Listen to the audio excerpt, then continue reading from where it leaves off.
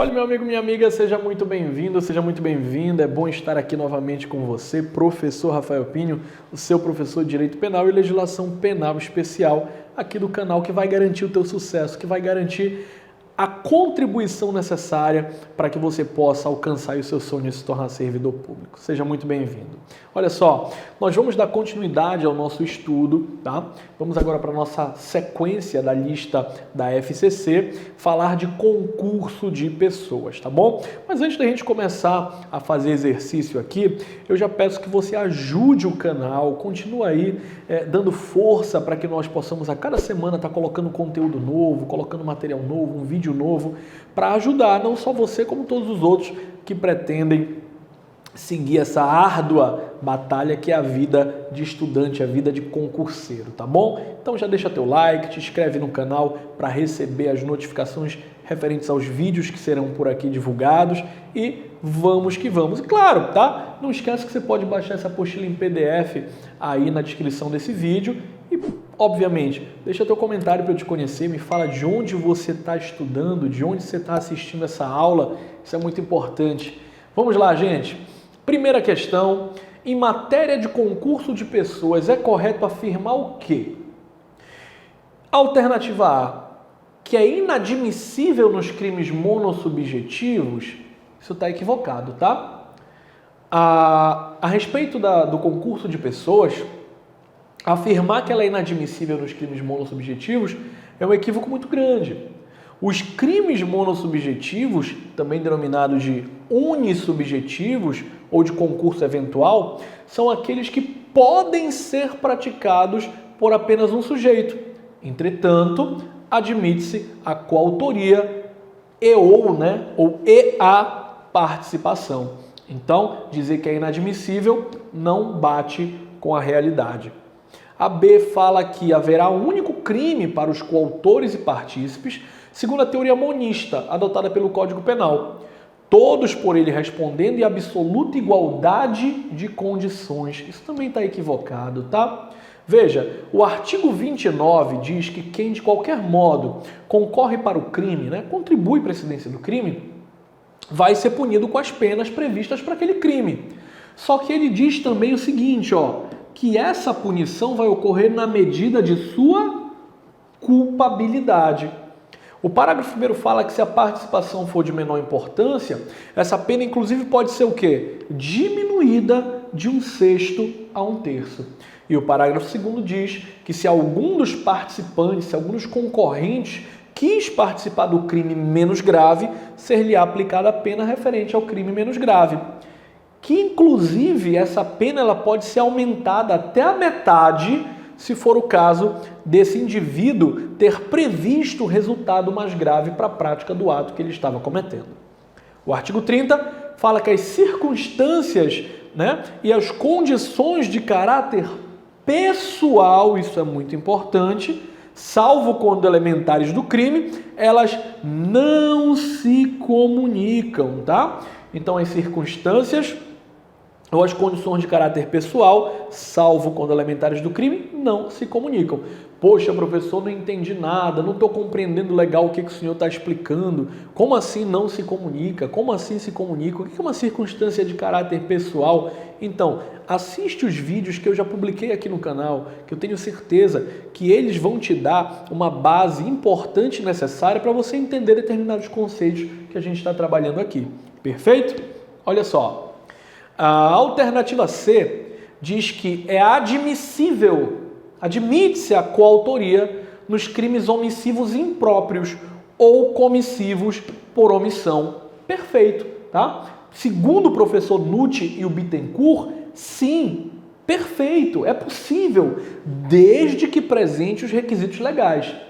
Agora, como estamos falando de concurso público, nós temos que observar qual é a banca que está cobrando esse posicionamento para a gente a respeito do concurso de pessoas.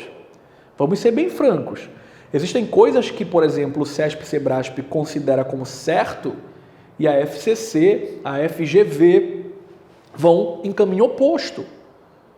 Direito é uma questão de interpretação e de estudo de correntes majoritárias e minoritárias. Então, O que a gente precisa levar aqui de conhecimento?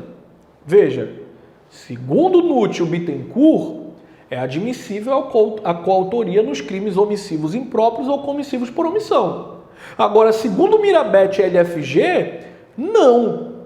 Cada autor vai responder por um crime independente, por um crime autônomo. Por exemplo, pais deixam de alimentar a criança sobrevindo à morte dessa criança. Para a primeira corrente, ambos vão responder pelo mesmo crime. Já de acordo com a segunda corrente, pautada no estudo da LFG e Mirabet, o que vai acontecer? Vai acontecer que cada um vai responder por uma conduta autônoma e separada. Perfeito? Maravilha. Então, gabarito, alternativa C. A D e a E estão equivocadas, bora só verificar qual que é o erro. A D diz que é inadmissível nos crimes próprios, embora possível nos delitos culposos, está equivocado, tá bom? Ela é admissível, né? O concurso de pessoas é admissível nos crimes próprios, segundo Nútil Bittencourt, desde que presente também os requisitos legais. Exemplo, 2 pessoas deixaram de prestar socorro à pessoa em perigo. Eles são coautores do crime de omissão de socorro. E a minha alternativa E fala que é necessário, que é indispensável a prévia combinação entre os agentes criminosos e a adesão subjetiva à vontade um do outro. Isso também está equivocado. Veja, não é necessária a prévia combinação. Os requisitos para o concurso de pessoas são a pluralidade de agentes, 2 ou mais agentes para praticar o crime, um liame subjetivo entre esses agentes, uma relação de causalidade entre as condutas e o resultado, denominado de nexo causal, a identidade da infração penal para todos os agentes e a existência de um fato punível. Perfeito? Então é isso que nós precisamos entender. Vamos para a nossa segunda questão.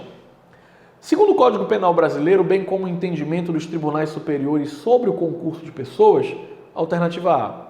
Se a participação no crime for de menor importância, isenta o agente de pena. Jamais, tá? Nesse caso, a pena ela pode ser diminuída de 1/6 até 1/3, de acordo com o artigo 29, parágrafo 1º. A B.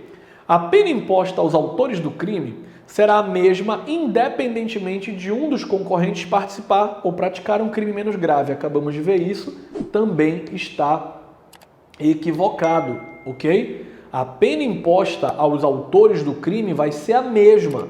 Será aplicada a pena desse crime menos grave, independentemente de quando um dos concorrentes participar de um crime menos grave. Veja, a nossa alternativa B, ela fala basicamente o seguinte: não interessa se eu estou num carro indo roubar um banco com você, você entra armado no banco, rende o pessoal e eu fico no carro esperando para te dar fuga, a nossa pena vai ser a mesma. Não tem diferença, isso está errado. Se eu quis participar do crime menos grave, vai ser aplicada a pena referente à conduta que eu participei. Beleza? Isso está lá no artigo 29. Isso está lá no artigo 29, parágrafo 2º, tá bom? Alternativa C. Não se comunicam as circunstâncias de caráter pessoal, ainda quando elementares do crime, ainda não, né? Salvo se elementares do crime. Está no nosso artigo 30, ó. Salvo quando elementares do crime. Perfeito? Maravilha. Alternativa D. O ajuste, a combinação, né?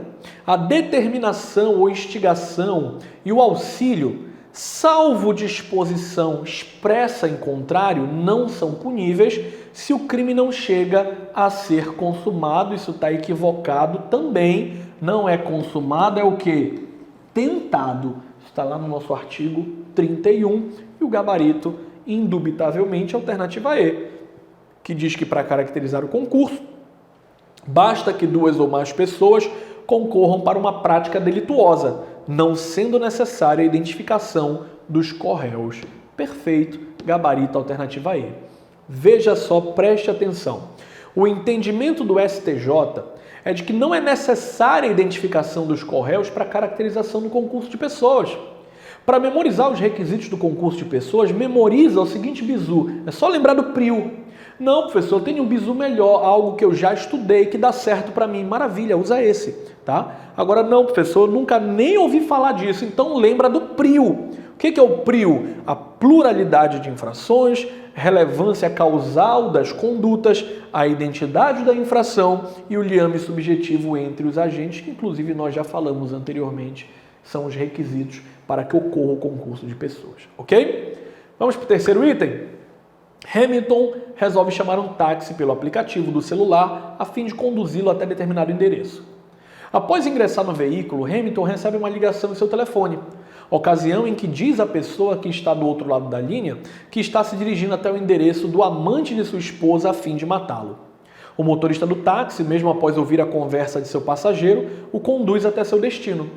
No dia seguinte, o motorista toma conhecimento pelo noticiário televisivo de que Hamilton realmente matou o amante de sua mulher. Diante do caso hipotético, o taxista, alternativa A, responde pelo crime de homicídio doloso como partícipe. Quem é o partícipe? É aquele participante do crime que tem uma participação, por mais redundante que seja, de menor importância. B, responde pelo crime de homicídio como coautor. Veja que tem diferença, tá? Partícipe e coautoria, tá certo? Responde pelo crime de homicídio culposo?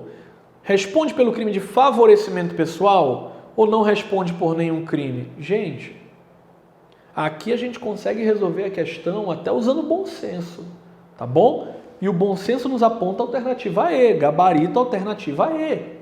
Veja, nesse caso o taxista não responde por crime algum, pois não houve coautoria ou participação no crime alheio. A conduta do taxista de levar o agente ao seu destino, havendo participação na cadeia causal, sob o aspecto meramente físico, não demonstrou, não trouxe liame subjetivo entre ambos. Nem podemos dizer que a conduta do taxista no exercício do seu papel social, que é transportar pessoas, pode ser considerada uma adesão subjetiva à conduta alheia. Claro, há uma teoria, denominada de teoria das ações neutras, segundo o professor Luiz Greco, que fala a respeito das ações do dia a dia e que não há como elas serem punidas e valoradas na ajuda do crime. Há exemplo de um motorista de ônibus que leva uma torcida organizada para fazer emboscada com a outra, mas ele só está no cometimento da função dele. Então, eu não tenho como dizer que esse motorista será responsável também pelo que a torcida organizada vai fazer em detrimento dos seus desafetos, da outra torcida que é desafeto dela, ok? Então, se eu entendo isso, eu já dou um passo à frente no meu concurso público. Outro ponto muito importante de ser observado é um negocinho chamado de participação negativa. Veja, a participação negativa é a participação que ocorre nas situações em que o sujeito não está vinculado à conduta criminosa e não possui o dever de agir para impedir o resultado. Ele não é partícipe. Portanto, mero conhecimento de um fato criminoso não confere ao indivíduo a posição de partícipe por força de sua omissão, salvo se estiver presente o dever de agir para impedir a produção do resultado. Se nós dermos uma olhadinha no artigo 13, o que ele vai colocar para a gente? Ele diz que o resultado de que depende a existência do crime somente é imputável, somente pode ser atribuído a quem der causa ou a quem lhe deu causa, considerando-se causa toda ação ou omissão sem a qual o resultado não teria como ter ocorrido. Perfeito? Então, se eu compreendo isso, eu tenho já aí uma boa carta na manga para poder chegar lá na minha prova da FCC e fazer bonito se cair concurso de pessoas. Fechou? Muito obrigado. Até o próximo vídeo. Tchau, tchau.